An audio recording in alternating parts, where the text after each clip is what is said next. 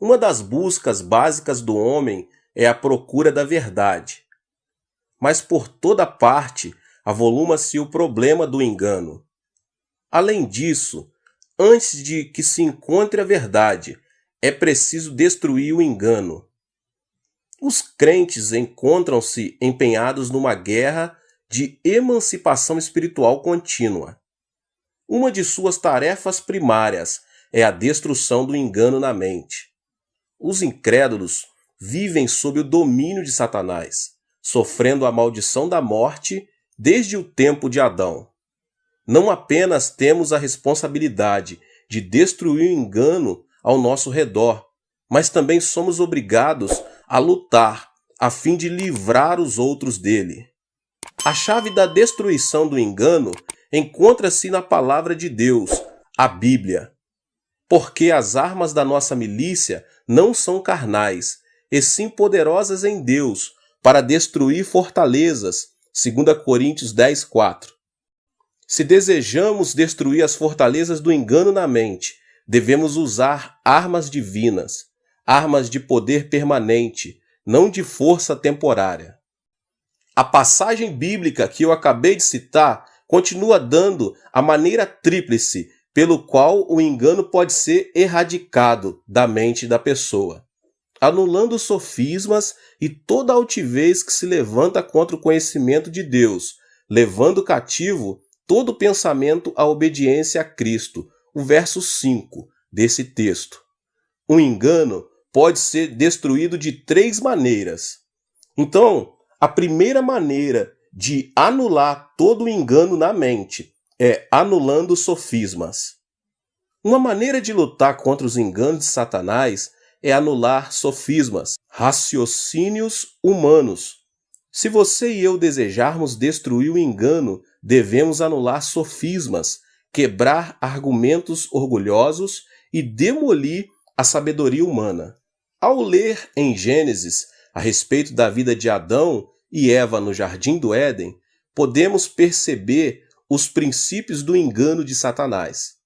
No jardim, Adão e Eva tinham permissão para comer todo tipo de alimento maravilhoso, com exceção de um, o fruto da árvore do centro do jardim, a árvore do conhecimento do bem e do mal.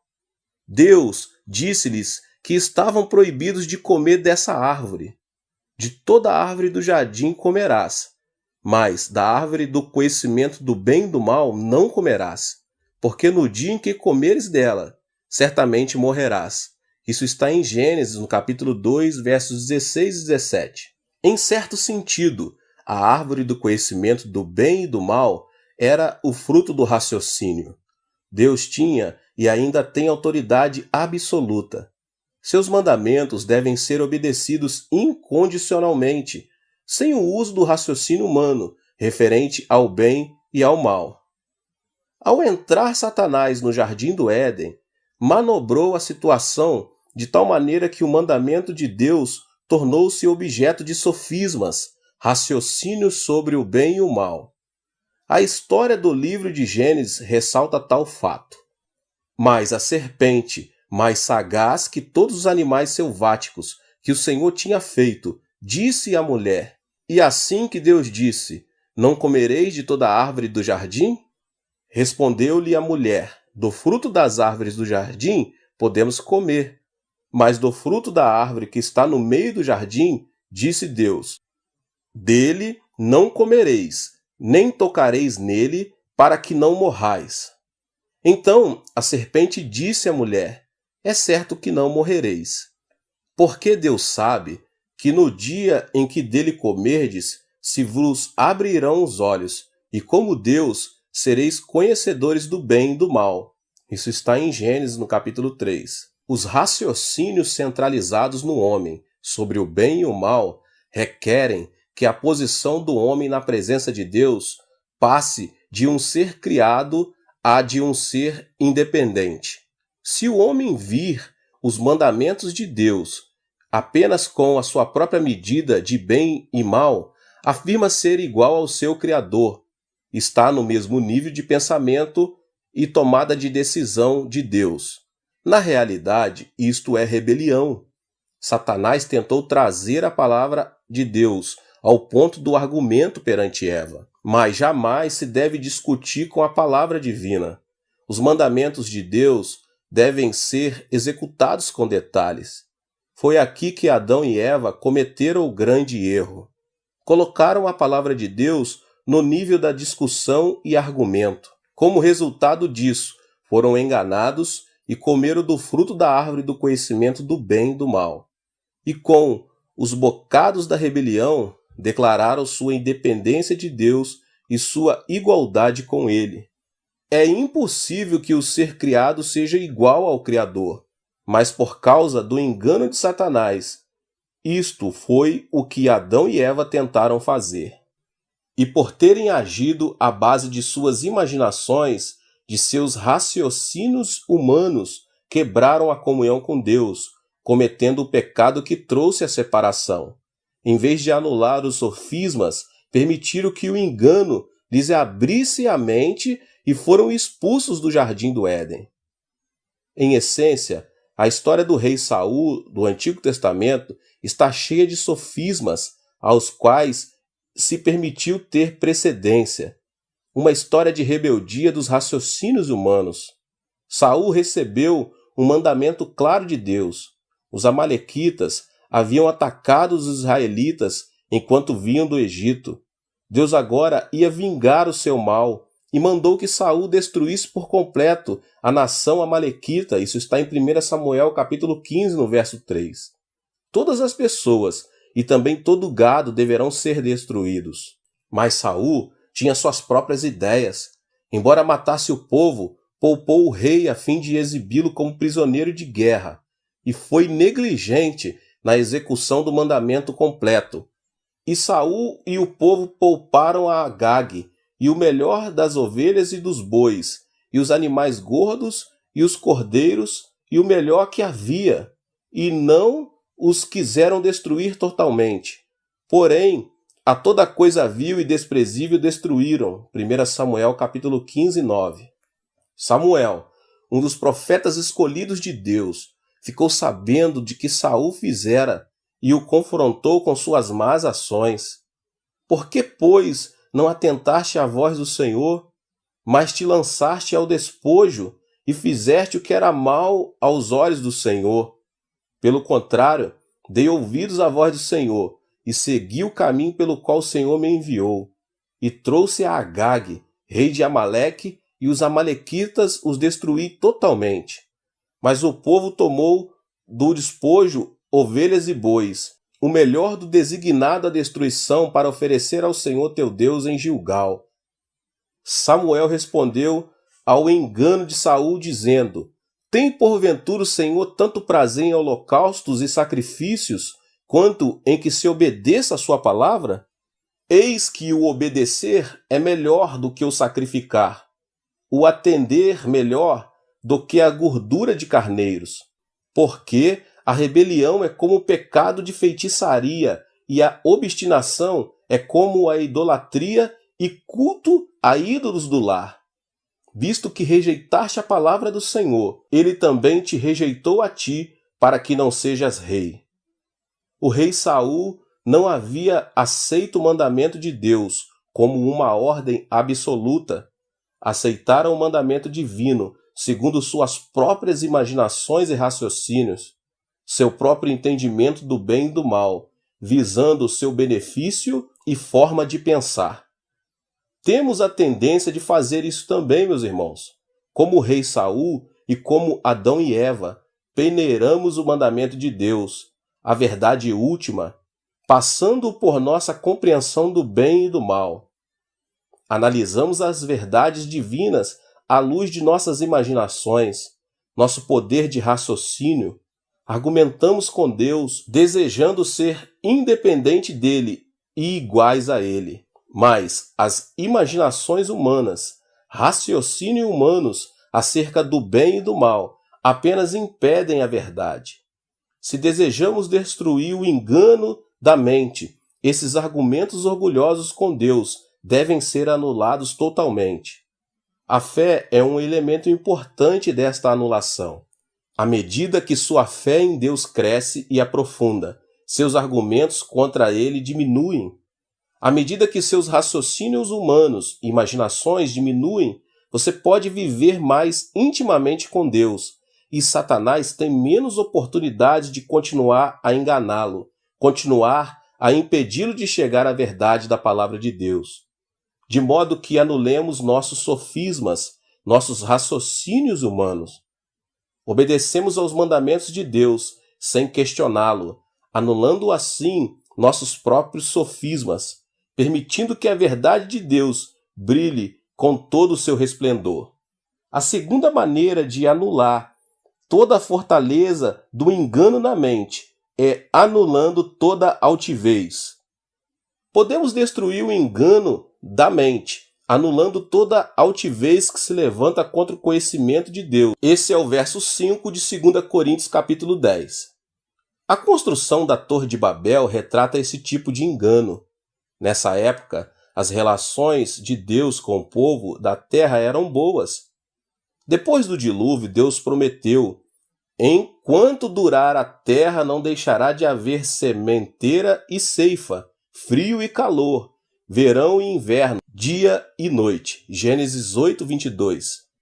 Deus completou esta promessa de continuidade perpétua com um conjunto claro de instruções: sede fecundos e multiplicai-vos, povoai a terra e multiplicai-vos nela. Gênesis 9:7. Mas o povo rebelou-se contra o plano de Deus. Ora, em toda a terra havia apenas uma linguagem e uma maneira de falar.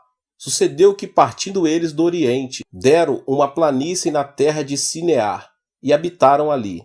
E disseram uns aos outros: vinde, façamos tijolos e queimemo-los bem. Os tijolos serviram-lhe de pedra e o betume de argamassa.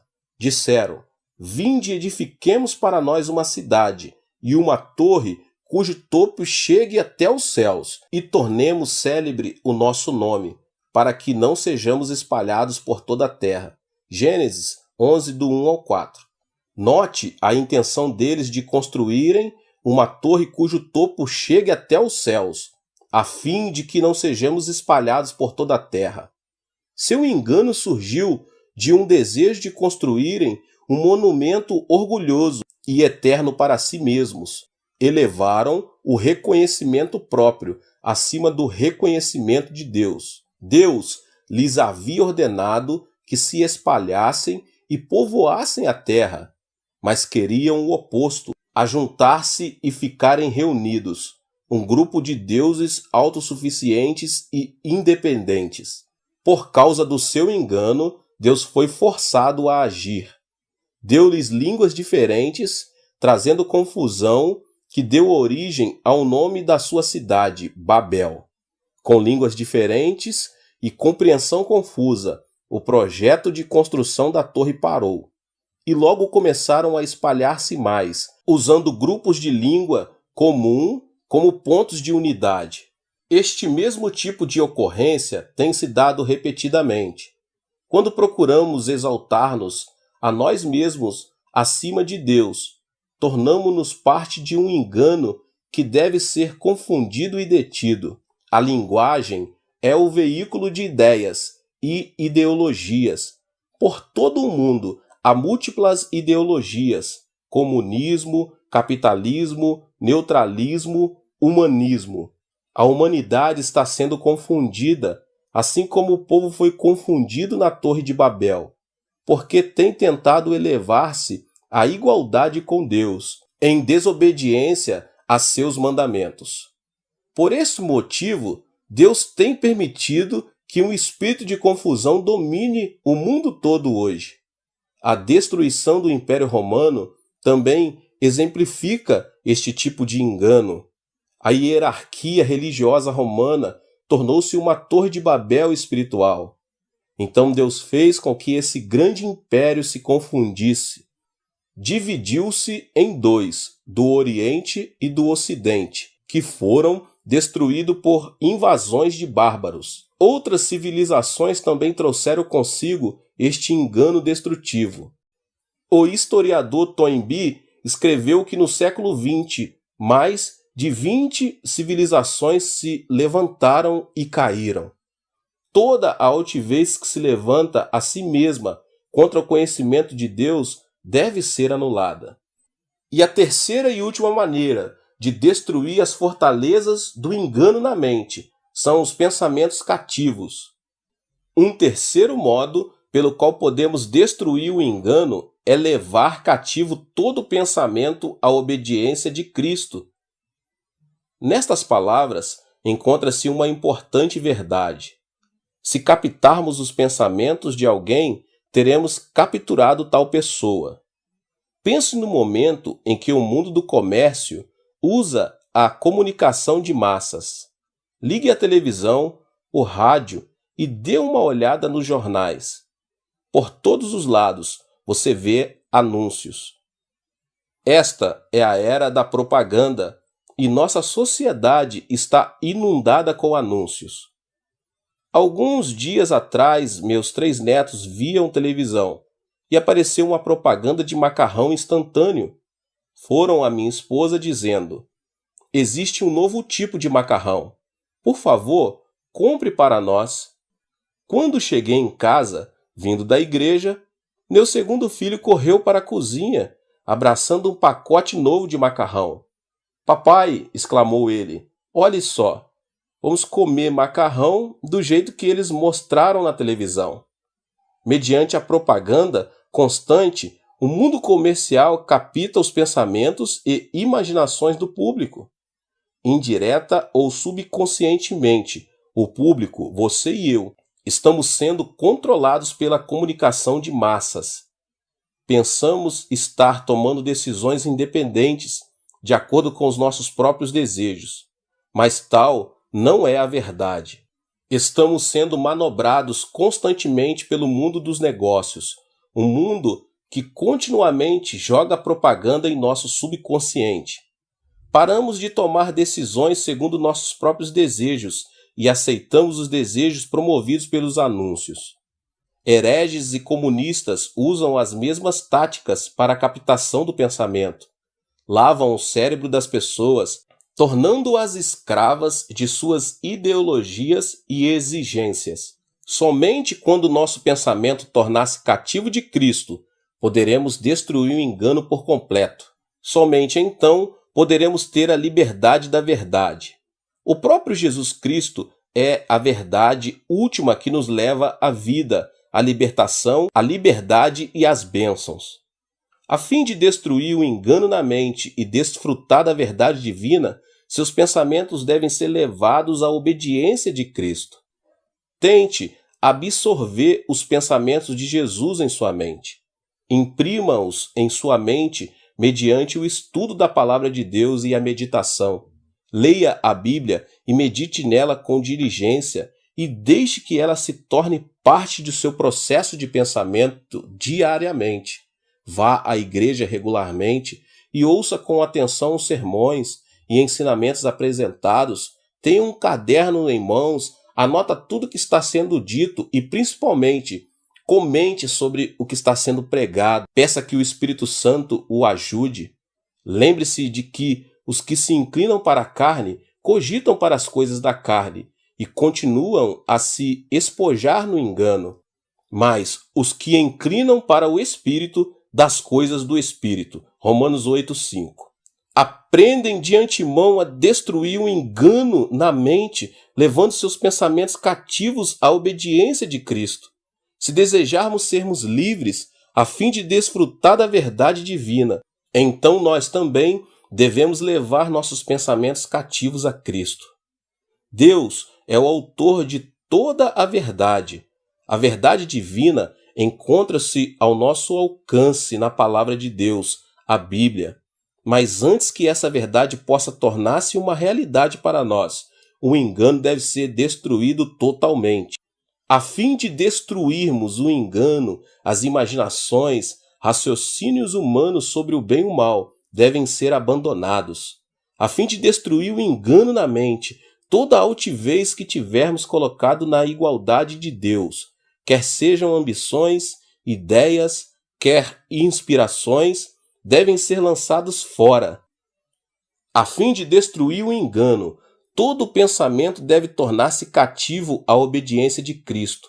Somente quando o engano for destruído, poderemos cessar as lutas na busca da verdade. Somente então você e eu poderemos desfrutar por completo paz e bênçãos que a verdade em Cristo traz. Queridos, Deus abençoe a vida de cada um dos irmãos. Você que chegou talvez pela primeira vez aqui neste canal e foi impactado por essa palavra. Que Deus possa te abençoar ainda mais. Mas se inscreva aqui no canal, ative o sininho das notificações para que você não perca nenhum vídeo que está sendo postado aqui neste canal tão abençoado, que tem abençoado centenas e milhares de pessoas. Eu convido a você para que você possa deixar também aqui o seu like e não esqueça de compartilhar este vídeo com as pessoas que você mais ama. Nos vemos nos próximos vídeos, nesta série tão abençoada do pastor David Poyong Cho. Até mais. Deus te abençoe. Tchau, tchau.